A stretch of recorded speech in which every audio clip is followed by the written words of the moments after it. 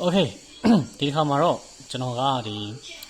Windows 10 computer တွေမှာဒီ connect software မပါခဲ့ဘူးဆိုရင်ဘယ်လိုမျိုးထည့်သွင်းရမလဲဆိုတဲ့နည်းလမ်းကိုပြောကြားပေးတော့ဖြစ်ပါတယ်အဲ့တော့ကျွန်တော်တို့ဒီ Windows 10ဆက်စချင်းမှာဆိုရင်ကျွန်တော်တို့ဒီရဲ့ဒီခေါင်းစဉ် C ရဲ့အောက်မှာ connect ဆိုတဲ့ software ပါတယ်အဲ့ connect software ကဘာပြုလုပ်ပေးလဲဆိုရင် wireless display ပေါ့နော်ဒီကြိုးပြောက်နည်းပညာအဖြစ်ကျွန်တော်တို့ဒီဖုန်းတွေနဲ့ကွန်ပျူတာနဲ့ကိုချိတ်ဆက်လို့ရအောင်ပြုလုပ်ပေးတာဖြစ်ပါတယ် wireless display ပေါ့ connect software ဖြစ်ပါတယ်သူကဒီဖုန်းမျက်နှာပြင်တစ်ခုလုံးကွန်ပျူတာပေါ်မှာကွန်ပျူတာမျက်နှာပြင်ပေါ်မှာပေါ်အောင်ပြုလုပ်ပေးတာအဲ့တော့လောလောဆယ်ဒီမှာကျွန်တော်က Windows 10 operating system ပေါ့နော်ဒီမှာ C ဆိုတဲ့ခေါင်းစဉ်အောက်မှာ connect software ကမရှိဘူးအဲ့တော့မရှိတော့ဘယ်လိုထည့်ကြမလဲထည့်တာလွယ်ကူပါတယ်ဒါပထမဆုံးကကျွန်တော်တို့ဒီကွန်ပျူတာမှာ Wi-Fi အရင်ချိတ်ထားပါWi-Fi တော့မဟုတ် internet ပေါ့နော်တခုခုချိန်ထားပြီးသွားပြီဆိုရင်ကျွန်တော်တို့ကဘယ်လိုတွားမလဲဆိုရင် step menu ကိုနှိပ် step menu ကိုနှိပ်ပြီးသွားပြီဆိုရင်ကျွန်တော်တို့ကဒီ setting ကိုနှိပ်ရမယ်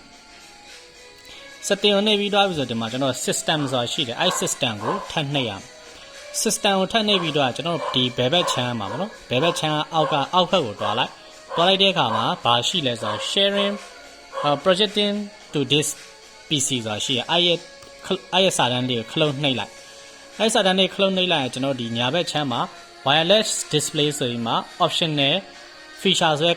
ပေါ့နှိပ်လို့ရတဲ့စာတန်းလေးရှိတယ်အဲ့စာတန်းလေးကိုနှိပ်လိုက်နှိပ်ပြီးသွားပြီဆိုကျွန်တော်တို့က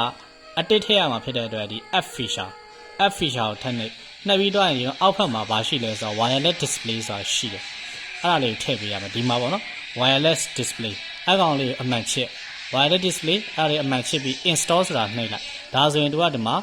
ဒီ download ဆဲပြီးမှဒီကွန်ပျူတာလေးကိုထည့်ပေးလိမ့်မယ်ဒီဟာကအောင်ရင် 100% install ပြီးသွားပြီဆိုရင်ကျွန်တော်တို့ရဲ့ဒီ step menu မှာ connect software လေးပေါ်လာလိမ့်မယ်အဲ့လို connect software ပေါ်လာပြီဆိုရင်တော့ကျွန်တော်တို့ဒီဖုန်း screen နဲ့ကွန်ပျူတာတွေကိုချိတ်ဆက်လို့ရပါပြီလောဆယ်ကျွန်တော်တို့ကနည်းနည်းလေးစောင့်ပေးလိုက်ပါနော်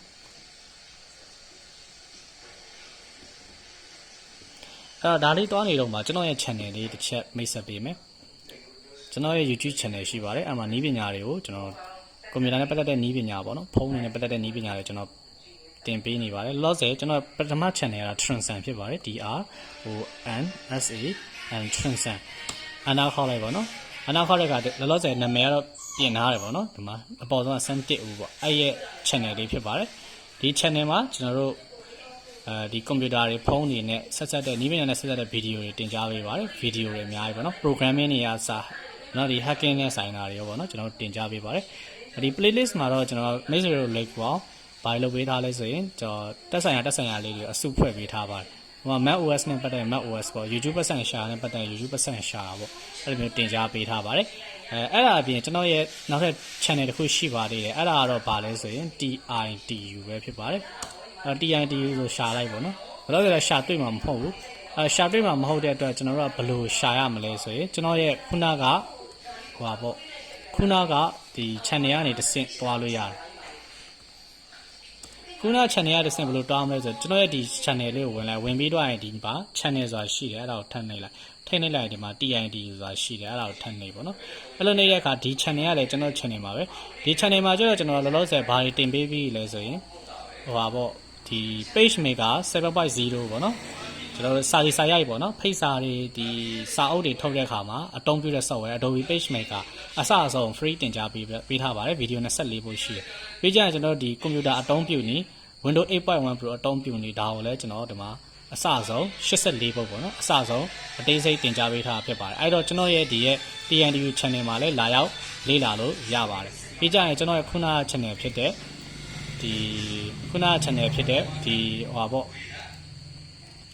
ခုန channel လေးပေါ့နော်ဒီ channel မှာလည်းကျွန်တော်ဗီဒီယိုအစုံလေ့လာလို့ရပါတယ်အဲ့ဒါအပြင်ကျွန်တော်မှာနောက်ထပ် channel တစ်ခုထပ်ရှိပါသေးတယ်အဲ့ဒါကဒီ channel ကတော့အခုမှတိဆောက်ခါစားပဲရှိပါသေးတယ်ဗီဒီယိုတိတ်မတင်ဖြစ်သေးဘူးနော်ဒီမှာSantitဦးပဲပေါ့နော်ထပ်ရှာလိုက်ဒီမှာဒီကောင်လေးပေါ့ subscriber 6ယောက်ပဲရှိသေးတယ်ဗီဒီယိုကဒီတစ်ပုတ်ပဲတင်ရသေးတယ်ပေါ့နော်ဒီမှာလည်းကျွန်တော်လာရောက်လေပတ်တ िश ပေးကြပါလို့ကျွန်တော်ဖိတ်ခေါ်ပြရစီအဲ့တော့ကျွန်တော်တို့ခုနက download ဆွဲတဲ့ဟာကဒီမှာ install ဖြစ်သွားပြီနော်install ဖြစ်သွားတဲ့အခါကျွန်တော်ဒီ step menu ကိုတွားလိုက် step menu ကိုတွားပြီးတဲ့အခါဒီအပေါ်ဆုံးမှာတွေ့တာ connect ဆိုတဲ့ software ရှိတယ် CONNECT connect software ရှိတယ်အဲ့ဒါလေးကိုနှိပ်လိုက်ဟုတ်ပြီဒါဆိုရင်ကျွန်တော်တို့ဖုန်း screen နဲ့ computer screen ကိုချိတ်ဆက်လို့ရပြီဖြစ်ပါတယ်ဒီအသုံးပြုနည်းကိုတော့ကျွန်တော်နောက်ဗီဒီယိုသင်ခန်းစာမှာပြောပြပေးပါမယ်ပေါ့နော်ဒီဗီဒီယိုသင်ခန်းစာဒီလောက်ပဲမခက်ပါဘူး